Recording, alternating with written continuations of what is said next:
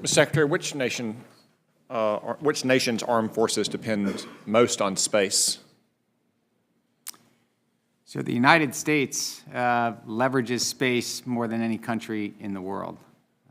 Our partners and allies working with us in terms of those alliances and partnerships have their own developed capabilities, and we leverage and use them to force multiply our capabilities. So the Five Eyes, France, Canada, Australia, New Zealand, the U.S., and a number of other partners have space-based capability as well. The South Koreans have some space capability, and it's multiplying. And as noted earlier, the commercial sector has exploded in terms of scope and scale of the activities and the speed of the development of capability. So you're seeing a proliferation of that technology now spreading much more rapidly than ever before. So that's all good with our allies, but ultimately that comes back to the central position that space plays in the way we fight wars. What about our adversaries, Russia and China? How dependent are they upon space for their armed forces?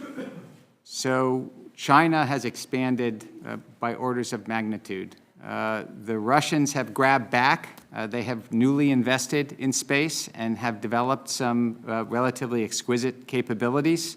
But the scale of the Chinese investment is the lead in terms of everyone else out there, including Russia. They have more rocket launches this year than the United States. They're the lead rocket launch nation in the world. How much of that Chinese investment is designed specifically to counteract the advantage that we had enjoyed in space over the years? We are concerned that they are making significant investments to do that. And there's no way to avoid space being central to our way of war, is there? I mean, some of it is a legacy based on our technological advantages going back to the early days of the space era.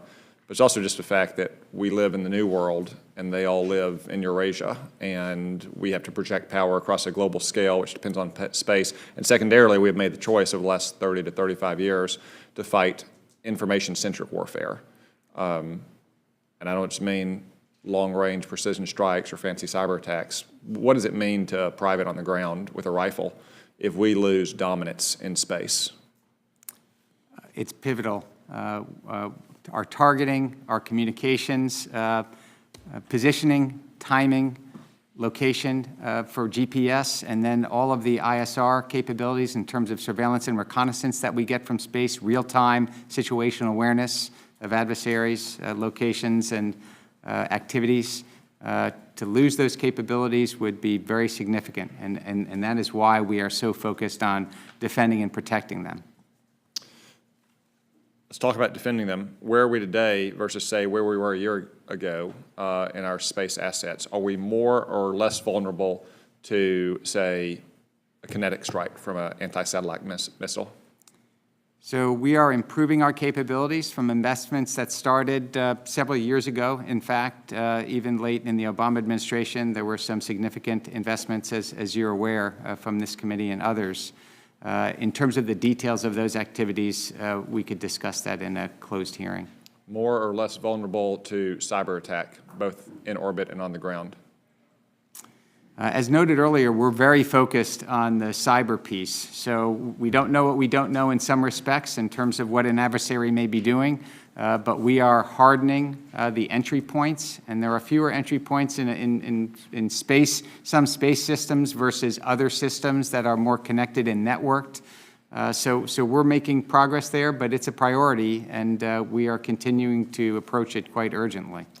More or less vulnerable to the kind of laser attacks that might dazzle or destroy a satellite system?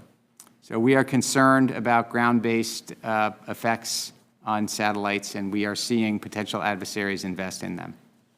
I raise these questions knowing that you can't get into the greatest detail in this open forum, but just to highlight the vulnerabilities of our space systems, both our sensors, but also the critical systems on which everyone in our military depends, to include that private out on the ground.